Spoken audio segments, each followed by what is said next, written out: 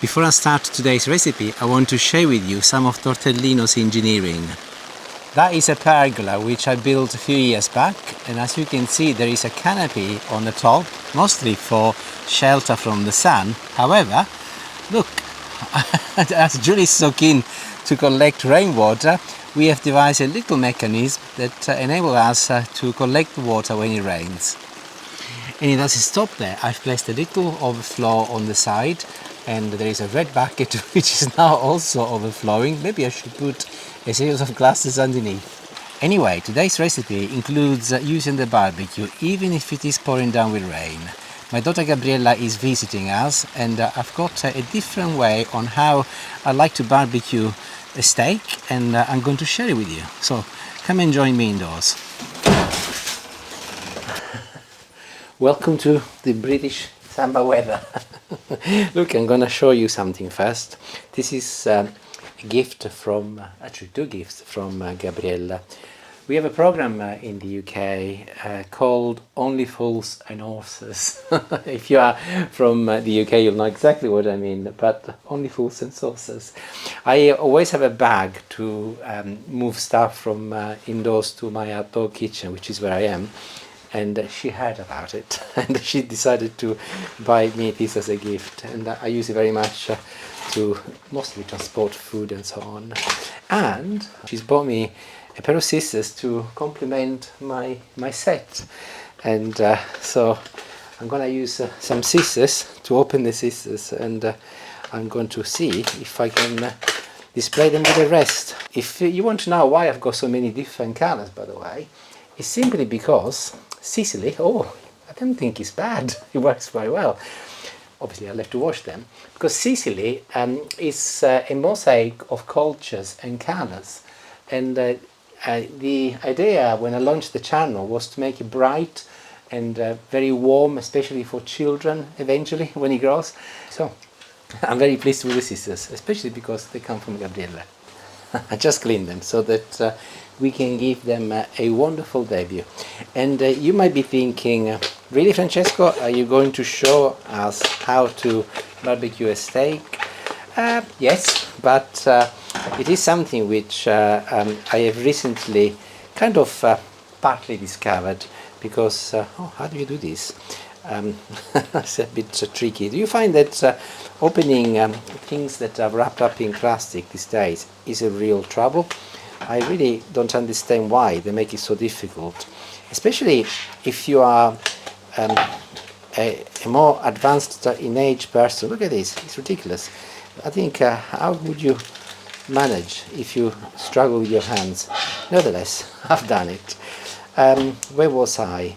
Yes, I recently discovered that by slicing the steaks and then barbecuing them, actually you collect a lot more flavour than just sticking them on the barbecue. So there is nothing really special about this recipe, rather than doing it slightly different. My steaks were in the freezer, by the way, and I have defrosted them overnight, and I purposely left them slightly frozen because they're going to be easier to slice. And this is really simple, by the way. Get a steak and find the way the meat runs and go against the grain. So in this particular case it's going to be this way. I need to move this out of the way so I can have more space. And sharp knife, and ensure that you go on an angle and start slicing them. Obviously keep your fingers out of the way, and you will find that it's really simple. I aim to do something approximately anything between half a centimetre to a centimetre in thickness, and by going on an angle obviously I get a little bit more surface. And once I've established the thickness, I place my left hand on top of the steak, and there it is. Obviously the thicker your steak the better, because it will give you a wider piece. This is rump steak, by the way, which is our choice of steak whenever we do eat red meat. Not that we eat actually red meat very often, it's something that we tend to leave for the weekend. But what actually happened is I was doing a barbecue just like this, and at the end of the barbecue Gabriella called on a FaceTime, and she spotted, well, I showed her what I was cooking, and she actually made me promise that I would do it for her because it looked so delicious. So regardless, even if it's pouring down with rain, as I said earlier, a promise is a promise. So that's what I'm doing, sticking to the promise.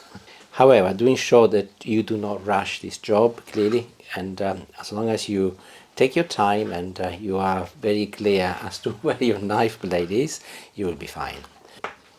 I'm going to salt it next, and you can salt it if you like before you slice it or after you slice it. I don't think it really matters. I like to do it after I slice it so that the salt covers a greater surface than it would otherwise. But I'm only going to do one side. I think it's enough, also because I will be putting some salt in some marinade in a little while. And pepper, I'll put some pepper now, and also again on the marinade. So this is it. The meat preparation is over. Very, very simple. Just ensure that you take your time when you slice it, and I'll make the marinade next. And most probably you've seen me making something very similar before. So it is a standard marinade I make whenever I barbecue meat or fish. I'll start by chopping some parsley first. This is fresh from the garden, of course. I like the parsley to have a good presence in my marinade, so I'm chopping it nice and fine, something like this, and I'll move it into a bowl ready. Here is some garlic. I ensure that I get a good large clove. I'm making a marinade for 4 people and 4 steaks, of course, and I'm going to crush it, as again I want the garlic to release a lot of flavour, and by crushing it it's going to be a lot more powerful, so I'm using a garlic crusher. As I mentioned before, a little bit more salt and a little bit more pepper, and this is a really simple marinade, of course, and I'll finish with some olive oil, so I think it's plenty there. And I'll mix it, and this is ready. I'll tidy up and I'll see you outside in the rain. My barbecue is on. Whenever we do a barbecue though, I like to use the opportunity to do other stuff. So I'm not sure if you ever tried to do, this is corn on the hob. Cob. Cob? On the cob. You know what I mean, on the barbecue. So I've actually started it off in the microwave so that it's 3/4 there, and then it doesn't need to cook too long, and they will be of a beautiful charcoaly flavour once it's done. This is rustic bread. Yes, it is frozen. So again, I'm not sure if you ever tried before, but if you place frozen bread on inside the oven or inside the barbecue, in my case today, when it's done, which won't take very long, it's just like fresh bread. It's incredibly delicious, actually. So you should try either in the oven indoors or in your barbecue. And I'll get this going, and then we can add the steak. The steak will not take very long at all, so I'll start with this. You would think that we live in the Sahara Desert and we never get any rain, because Julie, in the meantime, has filled all of the watering cans that she could find. Plus, this is the waste bin, and she's got the little trough on the go again. So off we start again. Right, let me show you. Here is the bread. It's quite hot, but let me show you. It's been there. Oh, it's too hot. Let's try again. Oh, lovely, look. It's perfect. So bread is done. I'll get the basket from Julie, and with the sweet corn, which is cooking away, I'll move it on the back so it continues cooking. And I like to keep the temperature of my barbecue very high for the steaks. At the moment I'm just below 150. I'll wait until it reaches almost 200 and I'll put the steaks on. There we go, just over 200, which is perfect. Now, as I have obviously sliced my little steaks into mini steaks, I'm ensuring that I go against the bars, otherwise I will lose the steak inside the barbecue, and nobody wants that. No. And this will literally not take any time at all. And it depends on how you like your steak. you can just do it for 1 minute per side, or if you like it well cooked, a little bit longer, but do not leave it too long because it's really thin, and you don't really want it to feel like the sole of a shoe, of course. Right, this is obviously without the marinade at the moment, which is like how I like to cook it, so you get the real flavor.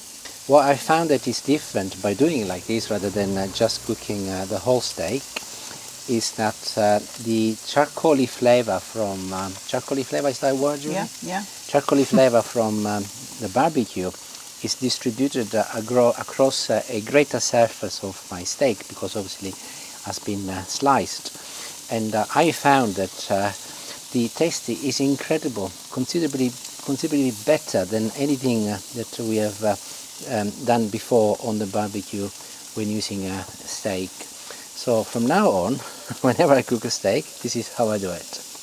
Okay, it's pretty much full. I'll close it. I'll give it a couple of minutes. We like ours medium, and then I'll turn them around. They look like mini steaks on their own right, don't they? High temperature is really important if you want to cook them quickly. You can see literally a couple of minutes they've already cooked very well, and they got a beautiful sign of steak on the barbecue. Of course, if you have got a griddle at home, one of those cast iron ones, you can also use that, and you will find that they will take absolutely no time at all, especially if it's raining like today. You don't want to be outside cooking like me, unless of course Gabriella chooses to visit you. 2 more minutes. Magic moment is arrived. They're done. As you can see, we like ours medium, and some of it has got still a little bit of the pinkiness in it, so it's perfect. And that is the lot. So whilst everything is still piping hot, I like to get my marinade and just pretty much pour it on top of everything like this. Oh my goodness. And I will leave some for later so that we can still apply some on the plates, and this is ready. And today's taste is going to be outside in the wild. I know what they taste like because we did them before, and they are absolutely to die for. Hopefully you have discovered something like I have. Not rocket science, but delicious. Ciao, ciao.